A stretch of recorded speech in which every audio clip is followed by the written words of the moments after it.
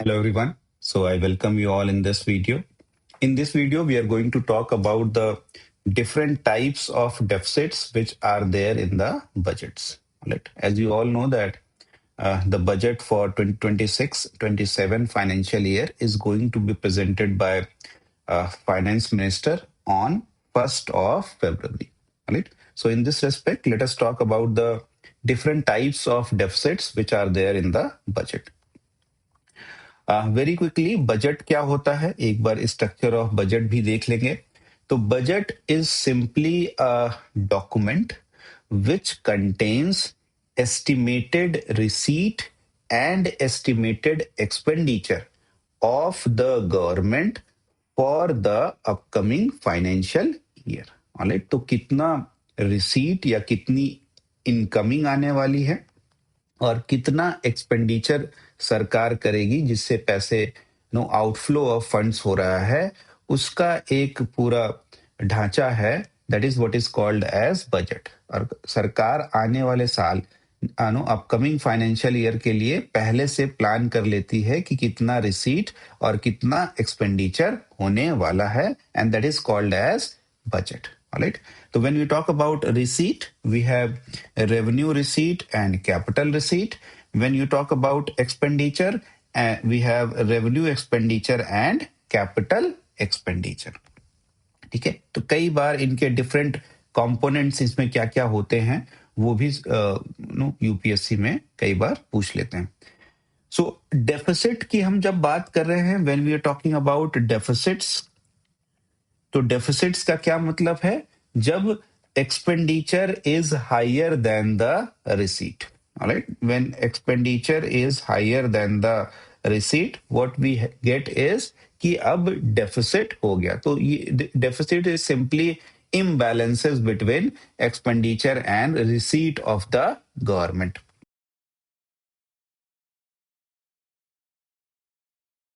सो अगर आप एक बार देखें कि बजट क्या है so this is what is budget looks like.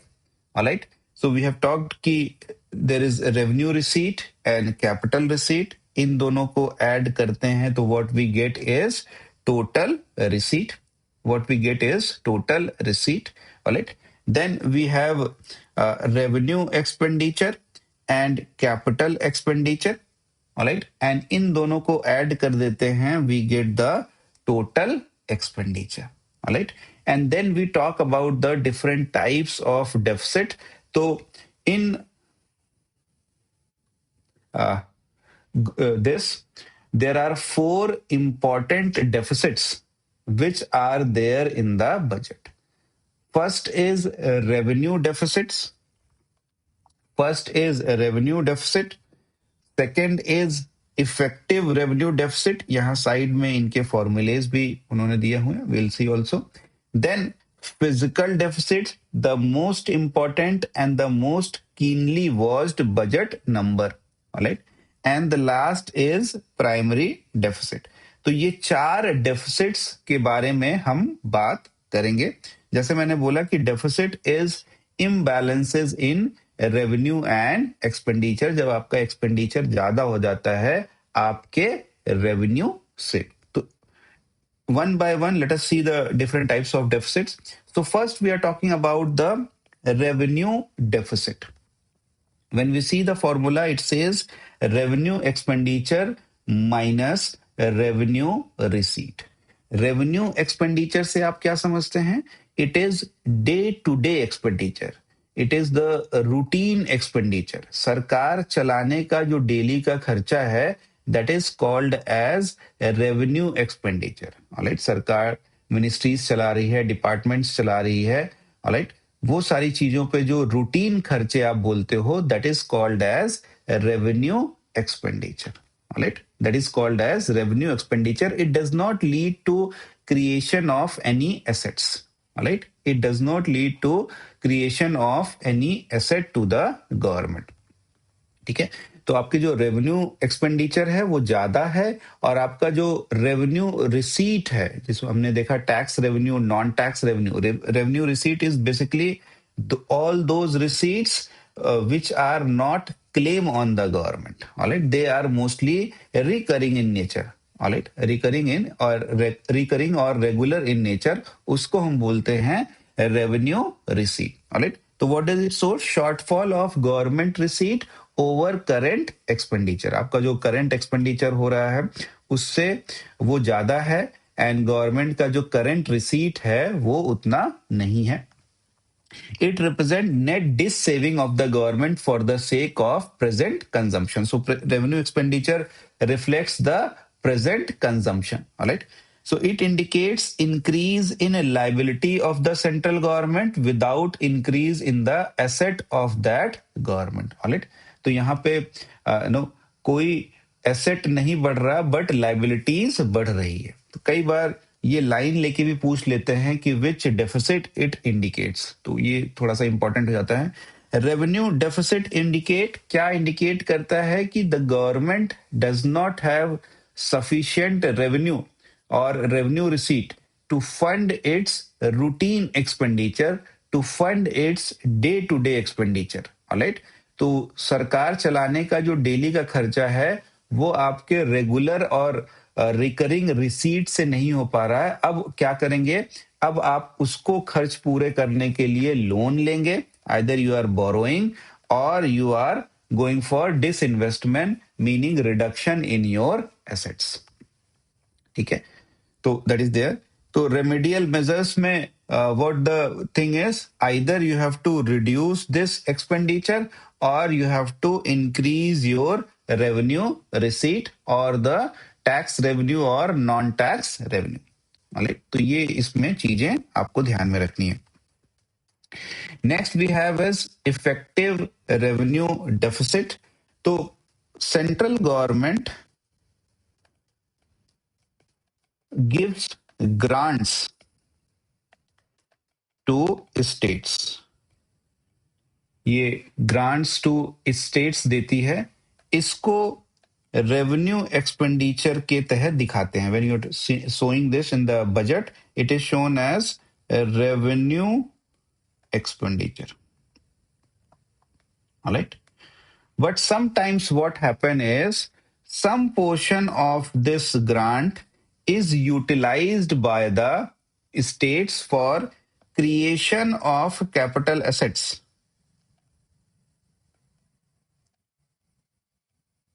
All right. So some portion of this grant which is given by the center is utilized by the state for creation of the capital assets. तो यही जब हम deduct कर लेते हैं revenue deficit में, then we get the effective revenue deficit. All right, effective revenue deficit means all the money which is being utilized for funding the day to day kharcha. All right, क्योंकि यहाँ पे some portion of the grants have been utilized for creation of capital assets. ठीक है, तो वो हम हटा लेते हैं, then we get the effective revenue deficit. So it was introduced in the budget 2011-12. All right, and so, different committees and also the 14th Finance Commission has said that we need to remove the effective revenue deficit. ऐसा कोई बहुत significance नहीं है इसका, so it needs to be removed by the government. So let us see the next. Next is physical deficit, and this is one of the most awaited number, most keenly watched number in the budget presentation. What does it mean, physical deficit? In a very simple language, physical deficit means the total amount of borrowings which government is having for a single financial year. तो एक साल में सरकार ने total कितनी borrowings करी, उसी को हम फिजिकल डेफिसिट बोलते हैं. ठीक है, सरकार ने अगर 100 रुपए की बोरोइंग की है तो फिजिकल डेफिसिट इज 100. सरकार ने अगर 1000 रुपए बोरो किया हुआ है तो physical deficit is 100 for that financial year. अगर इसका हम फॉर्मूला देखें तो क्या होता है, टोटल एक्सपेंडिचर में we have revenue expenditure plus capital expenditure. Alright, total expenditure का मतलब revenue expenditure plus capital expenditure minus total receipt except borrowing. Total receipt except borrowing, तो टोटल रिसीट में one is revenue receipt which include tax revenue and non-tax revenue, which includes tax revenue and non-tax revenue, and non-debt creating capital receipt. All right, non-debt creating, because debt creating is the borrowings. ठीक है, so revenue receipt plus non-debt creating capital receipt. तो ये this is the formula of physical deficits. All right, वहीं पे देख लेते हैं, अगर फिजिकल डेफिसिट हाई है तो what will happen is meaning that government is borrowing more, because physical deficit number represent the total borrowing of the government in the financial year. अगर government की बोरोइंग ज्यादा होगी, बहुत ज्यादा होगी, what it will lead to, it will lead to less fund is now available for borrowings to the private sector.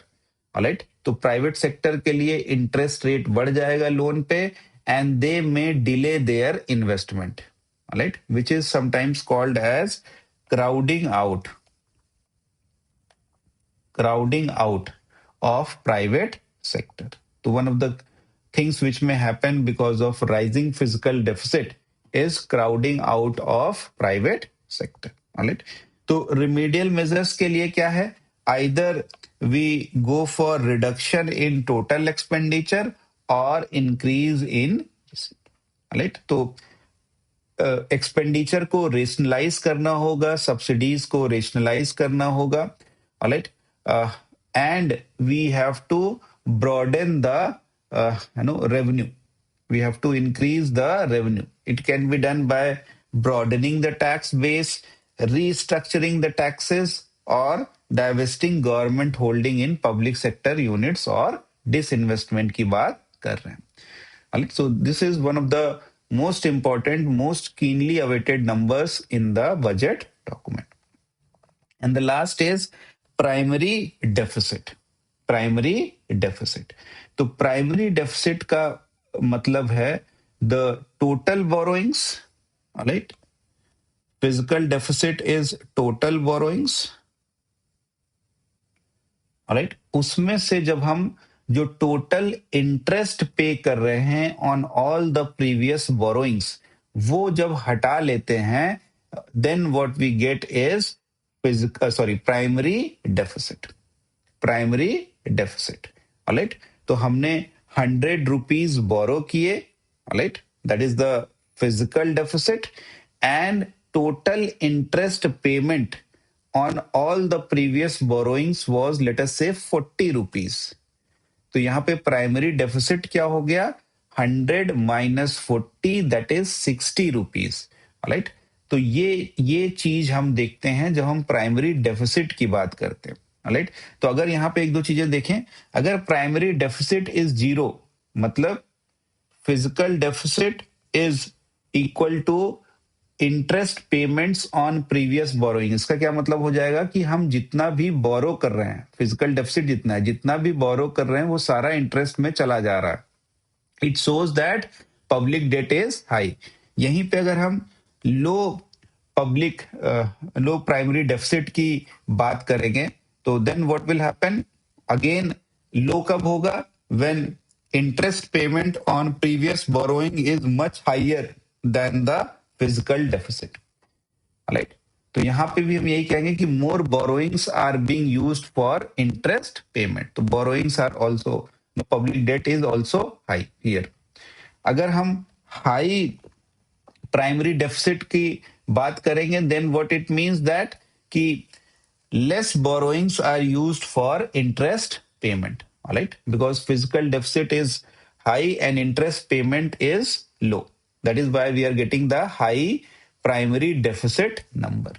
तो ये थोड़ी सी जो एब्सोल्यूट नंबर की बात होती है प्राइमरी डेफिसिट में, इंपैक्ट में, ये थोड़ा सा समझ लेंगे बिकॉज कई बार आप कंफ्यूज हो जाते हैं. Again, how to remedy this? Again, we are saying that to address the primary deficit, government must tackle the excessive borrowing undertaken during the current year. All right. So this can involve lowering non-essential spending, improving revenue mobilization, and enhancing the efficiency of existing program. So ये चार जो सबसे important deficits हैं वो ये चारों हैं. Like तो यहाँ पे अगर ट्रेंड की बात करें तो दो प्रीवियस करंट ईयर बजट का है, 2025-26 बजट से ये लिया गया है. तो if you see the trend, तो basically fiscal deficit is declining. सारा trend is mostly on a declining path ही है. हालांकि चाहे आप फिजिकल डेफिसिट की बात कर रहे हो, चाहे रेवेन्यू डेफिसिट की बात कर रहे हो, चाहे इफेक्टिव रेवेन्यू डेफिसिट की बात कर रहे हो, या प्राइमरी डेफिसिट की बात कर रहे हो, वो तो ऑन अ डिक्लाइनिंग पाथ एक तरीके से दिख रहा है. So this is the stage of जब कोविड की था. Alright. And government has started increasing its expenditure. तो सारे deficits have increased. उसके बाद से government has followed the path of physical consolidation, जिससे थोड़ी ये डेफिसिट्स कम होते जा रहे हैं एवरी ईयर. ऑलराइट. तो ये थोड़ा चीज ध्यान रखेंगे. Very important announcement. Alright. So Sambhav 4.0, the prelims crash course is going on. All right. And it is one of the most important and most trusted course to crack the prelims 2026. All right. So it has a very comprehensive coverage. All right. So mentorship sessions with the faculty, comprehensive coverage of the current affairs. All right. So live coverage of the content, live classes रहेंगी, comprehensive PYQ coverage है, and 3 full length test हो रहा है. Right. So admissions are going on, so you can take the admissions. All right. So with this, we come to an end of the video. I hope you have got some value addition in your preparation through this video. I will see you in the next video. Thank you.